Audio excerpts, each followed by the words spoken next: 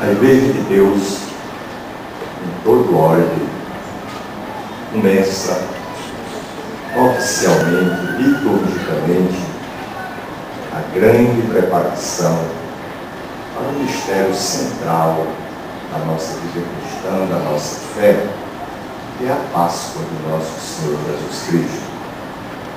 A passagem, Páscoa salvadora do Cristo, que é revivida, celebrada, não apenas memorizada, que põe presente aqui e agora, em toda parte, nos quadrantes do tempo e do espaço, o sinal salvador do amor misericordioso de Deus.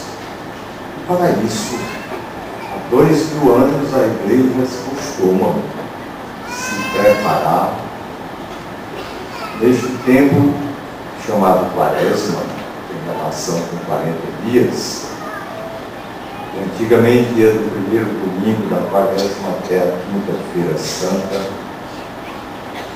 Depois, na Idade Média, os domingos foram reservados, foram excluídos do tempo de penitência, de jejum, porque era o dia do Senhor. Então, a Quaresma recuou esses 4 dias para a quarta-feira de cinzas. E assim é um número consagrado. Nós estamos no seguimento do próprio Cristo, e antes de iniciar o seu ministério público, por 40 dias, jejuou no deserto, se deixou tentar pelo demônio, para nos dar o exemplo e a coragem de enfrentarmos a nossa travessia da vida. Assim Moisés, antes de subir ao monte Sinai, assim Elias, na travessia do deserto, em demanda do monte Horebe, onde ia se encontrar com Deus, e assim a longa tradição da Igreja nesta penitência. Nós haveremos de dizer, bem, mas oficialmente, hoje são 2 dias apenas, a quarta-feira de cinzas, sexta-feira de paixão. Eu contei o modo próprio de Paulo VI sobre a reforma, justamente do jejum, da abstinência, o essencial e indispensável do espírito cristão não é rasgar as vestes, fazer para Cristo, passar fome, mas no íntimo da alma, do coração, da consciência, penitere, penitene, eu me dou, eu sinto a dor do meu pecado diante de Deus, com a consciência viva da minha deficiência, nos acordes deste Salmo 50 tão belo do miséria de Deus, de modo que o coração do cristão, da cristã, se confrange e se prostra, nós nos prostramos diante do Pai, com nossas mãos estendidas, suplicando a sua misericórdia.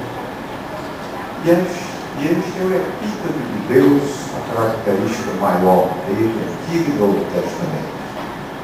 É Deus de misericórdia, Deus de bondade, Deus de longanimidade, que não odeia nada do que ele fez.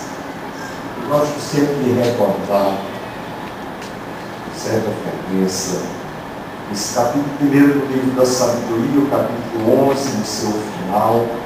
Deus não odeia nada do que ele criou. E ele criou todas as coisas, simplesmente, diz a Escritura, para que fossem, para que existissem. É a primeira graça, é o primeiro dom. E tudo que existe também do homem e da mulher, primeiro fala. E outros para que fossem. Evidentemente para a sua glória. Não poderia criar nada fora deste empenho. No livro, ou no capítulo 11 deste livro da Sabedoria, em que o autor inspirado mostra como Deus foi bondoso, misericordioso e paciente mesmo nos seus castigos para com o Egito, para com os assírios, para com a Babilônia. E apesar de castigar com a intenção de converter, ele continua amando. Deus perdoa o pecador. Deus perdoa os pecados. E o autor sagrado dá um motivo. Deus perdoa porque eles, os pecadores, todos nós, somos seus, porque são dele. Pertencemos a ele. Portanto, ele tem misericórdia do que é dele. O outro motivo também profundamente teológico, está no mesmo capítulo, continuando no capítulo 12, por causa da sua justiça. A justiça de Deus, diz o autor sagrado, é o seu poder, porque ele pode tudo, ele usa de misericórdia. Ai de nós, se de fato Deus, no exercício do seu poder absoluto, total, nos tratasse de igual para igual, mostrando para a justiça humana comutativa, penal, nós não teríamos nenhuma chance de escapar. Diante da santidade de Deus, da sua transcendência, do seu infinito de bondade, perfeição e santidade, ele nos trata forçosamente, com bondade, misericórdia e longanimidade. Porque, diz o autor, terminando esse capítulo 11, ele é amante da vida. Deus não quer a morte do pecador, mas que ele se converta e viva. Deus quer que todos os homens cheguem ao conhecimento da verdade e sejam salvos. Então, nesse contexto das bem-aventuranças, não, o texto de hoje do Evangelho de Mateus, capítulo 6, não está colocado em qualquer canto do Evangelho de Mateus. Está no centro da explicitação feita pelo próprio Cristo, pelo próprio Mestre, das bem-aventuranças. E é como que a grande carta magna do povo de Deus. Não é um simples código ético, nem filosófico, nem estritamente, digamos, teológico no sentido da ciência, mas é a expressão mesma da nossa vida como cristãos e cristãs. Que se resume naquela primeira bem-aventurança: bem-aventurados pobres em espírito, porque deles é o reino dos céus. Esta pobreza que é verdade, que é a expressão mínima da humildade, que nos coloca humildes, comum, terra a terra, diante da verdade de Deus, da sua majestade como Criador e Salvador. Nós temos o coração vazio de nós mesmos, da nossa suficiência, do nosso orgulho, da nossa capacidade suposta, orgulhosa, de não precisarmos de Deus. É o pecado capital, o primeiro da soberba, não serve a Érico o que diz: sereis como deuses, diz o demônio, não precisais da bondade dele, da misericórdia.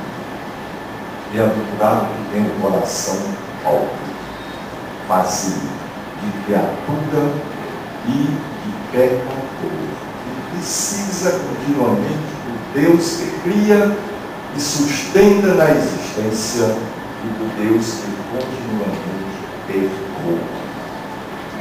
E isso nosso Senhor vai explicitar agora para os fariseus, cujo pecado é justamente este: a lei, a suficiência da lei, o cumprimento das obras externas da lei, no que fariseu se põe de pé numa posição de oração, de ação de graças.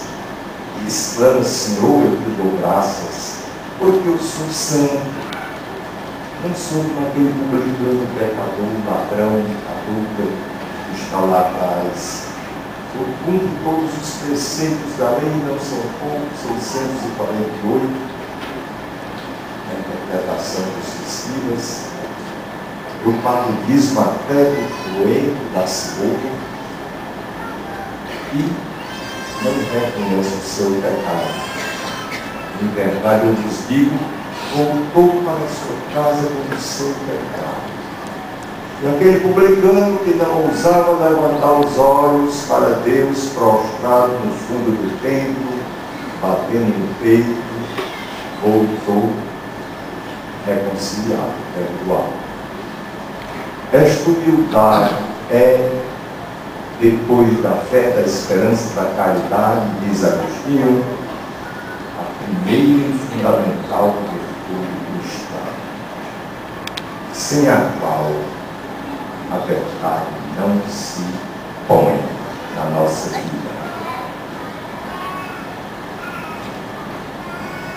Jejum, oração, esmola são as obras tradicionais também, já desde o Antigo Testamento, que o justo cumpre, exerce na expressão mesmo da sua justiça e da sua santidade. Aí toma vulgo, avança, está acima, evidentemente, a oração. E a oração, a capacidade do homem de orar, é a expressão e o ato mais alto que o homem pode fazer. É a expressão também do primeiro direito do homem fundamental, de cultuar a Deus, de reconhecer a Deus, de reconhecer o princípio do absoluto, que na luz da nossa fé e também nos vislumbres da filosofia mesmo pagã, nos mostra que ele nos tira do nada. É o primeiro mistério, é o primeiro dogma da vida cristã, é o dogma da criação, porque Deus gratuitamente nos cria, nos tira do nada e não nos destrói. Ele não aniquila nada do que ele fez. Mas como esse homem, esta mulher, uma prerrogativa de a semelhança mesma mais profunda com a natureza dele, a liberdade, da capacidade, ao mesmo tempo sublime, de responder sim, de retribuir o amor gratuito de Deus com o nosso amor, e ao mesmo tempo é a capacidade trágica de dizer não, não quero, eu me basto a mim mesmo. Aí está o mistério do pecado, o mistério da iniquidade. Tanto Paulo como Agostinho se recusam de definir como é que eu vou definir algo que não é, que não tem substância, que é o contra-ser, o absurdo da revolta da criatura que é nada contra o seu Criador. Então essa consciência da majestade de Deus e a prerrogativa maior do homem, gratuita, sobrenatural, é aquela de olhar Deus face a face, não apenas na luz da inteligência ou no elan do seu coração, da sua vontade, do seu ato de vontade naturais. O homem pode e deve conhecer já no plano natural a transcendência de Deus, Romanos 1 e 2. Mas é aquele dom sobrenatural, gratuito, imenso, primeiro e não revogado jamais. Façamos o homem e a mulher a nossa imagem e semelhança. Deus criou varão e mulher. Crescei, multiplicai-vos, enchei a terra, dominai-a. Na plenitude dos tempos, depois do pecado do homem, esta vinda do Cristo, Verbo de Deus, esplendor da glória do Pai, imagem perfeita do Pai, que desce, se faz escravo, se humilha, se aniquila, se esvazia, se faz homem no seio de Maria em tudo igual a nós, exceto o pecado. E nos enriquece com a sua pobreza. A sua pobreza é a sua natureza humana, nossa, mas unida na pessoa única do Verbo. E aí nós nos tornamos divinos nele. Divina é consortes natura, participantes da divina natureza. Ressalvada a nossa liberdade, essa como que reconstrução do plano de Deus que o homem tinha solapado, é refeita no Cristo. E Ele é o único mediador entre Deus e os homens. Não há outra saída. Ele nos deu exemplo para que nós façamos como Ele fez. Mas o homem, apesar de perdoado, cristão sobretudo, do seu pecado original, da sua mancha original, ele continua fraco. A inteligência tem dificuldade em divisar a verdade. A vontade é fraca para abraçar o bem. E ele pega, pode cair e cai. E Deus, o Pai, o Filho pródigo, está sempre de braços abertos para receber-lo de volta. Então aqui, esta consciência da possibilidade de se arrepender, de voltar. Eu aqui passando fome, os empregados do meu pai se fartando lá na casa dele. E eu aqui comendo as bolotas que são jogadas para os porcos, esse animal impuro para um judeu. Eu já sei, eu vou voltar para o meu pai e vou lhe dizer: Pai, eu pequei contra ti, contra Deus e contra ti, não sou digno de ser chamado teu filho. Trata-me como um dos teus empregados. Mas o Pai de misericórdia não deixa nem que ele termine de falar, e o abraça, e faz aquela festa, aquele banquete que a gente lê no capítulo 15 de Lucas. E aqui o filho mais velho que se revolve, figura nossa também, este filho adúltero, e as coisas estão em jogo, os donos do pai com as prostitutas têm um filho cevado para se banquetear, e eu estou aqui na casa do pai todo dia, não tenho nada para festejar com meus amigos. Filho, o que é meu é teu. Era preciso que nós nos alegrássemos, porque este teu irmão estava morto e ressuscitou, perdido e foi encontrado. Esta é a palavra da misericórdia de Deus, do Pai, do Filho próprio, melhor chamada palavra do Pai misericordioso. E este é o sentimento que a igreja quer despertar nesse dia, dando continuidade, fazendo eco à pregação do próprio Cristo, de João Batista. Os tempos estão cumpridos, o reino de Deus está próximo. Convertei-vos e creio no Evangelho, na Boa Nova. A Boa Nova é este reino de Deus mesmo. A Boa Nova é que o Pai de nosso Senhor Jesus Cristo é nosso Pai. E lhe dizei aos meus apóstolos, meus irmãos, como diz a Madalena, eu volto ao meu Deus e Deus deles. E dizer isso a eles, ao meu Pai e Pai deles. Então eu aconselharia que nesta leitura de hoje, além do texto, vocês nem se meditassem, não há tempo agora para prolongar. Vós deveis orar assim: Pai que estás no céu, santificado seja o teu nome. venha o teu reino, faça-se a tua vontade, como no céu, assim na terra. E depois os outros pedidos, esses são dirigidos a Deus e a sua glória, e os 7 pedidos em benefício nosso. E eu quero destacar ao menos 2. Primeiro, o próprio pedido de perdão, perdoai-nos as nossas dívidas, como nós perdoamos aos nossos devedores.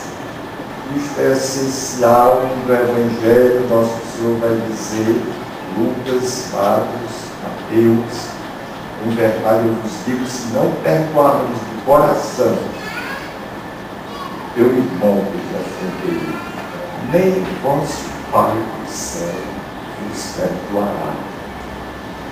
É essencial, porque é da essência mesmo de Deus.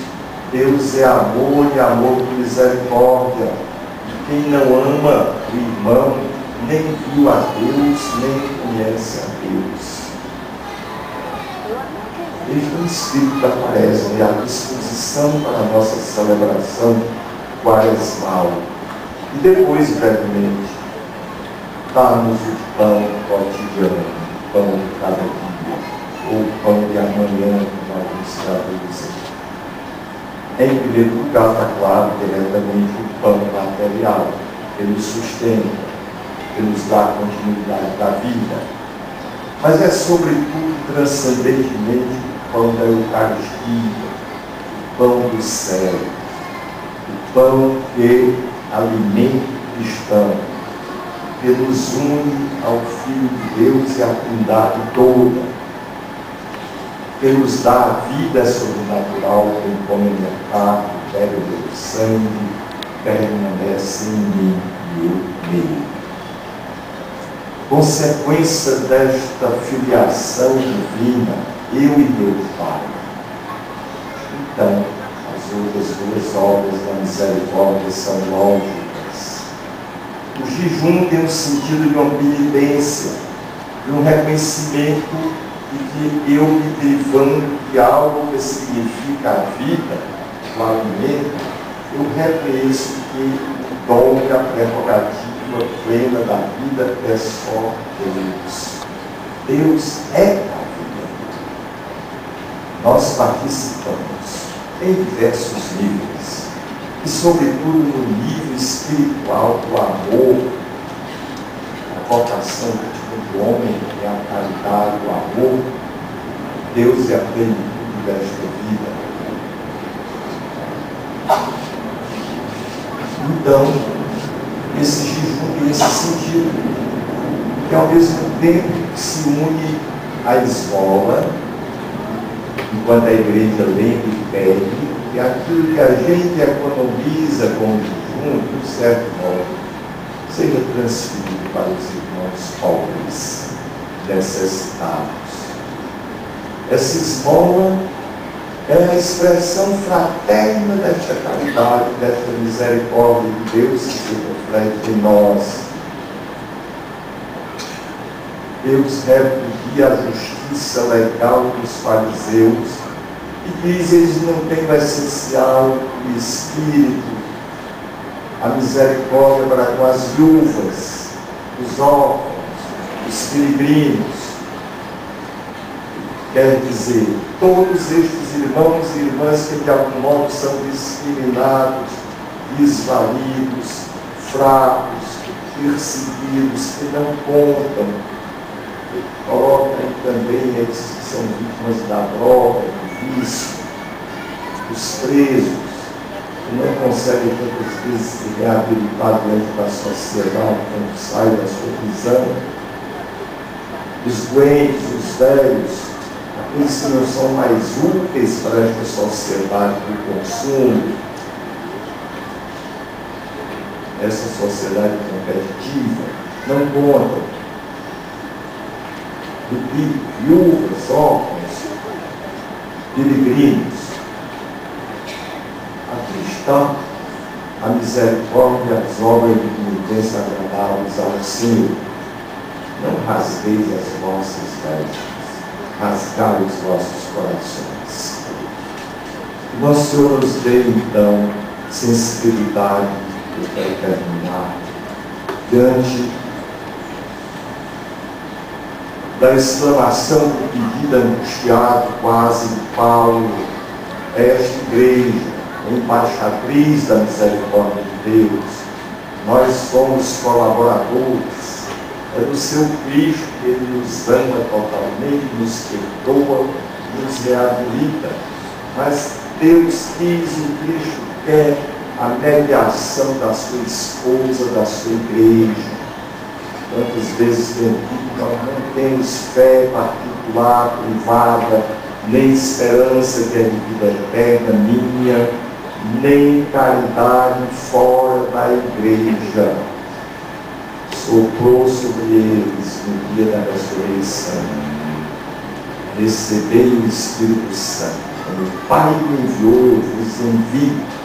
A quem perdoares os pecados, serão perdoados. A quem os retiverdes, serão retidos. O poder do Cristo é único, é absoluto, é intocável, mas é participado ordinariamente pela mediação da igreja, aqui no sentido último da penitência, do sacramento, da penitência. Todos os sacramentos são da igreja, expressão do Cristo de Deus. Saibamos também nessa quaresma nos preparar para receber este sacramento que vem restaurar a inocência do nosso batismo. Toda vez que gravemente a gente pede o perdão, a inocência, a purificação batismal, o gesto da penitência, o gesto da misericórdia, vai, ninguém te condenou, eu não te condenei, não tornes a pecar. Então caminhamos assim com esta disposição, com esses sentimentos, e desde já saibamos também na nossa penitência quaresmal alimentar e deixar crescer e deixar encher os nossos corações a alegria de nosso Senhor, da sua paz, da sua vitória. Eu venci, pecado, eu venci o demônio. Não tem mais que o demônio. Foi guardado o Pai da dele. Vamos com esta confiança ao trono da graça. Assim seja.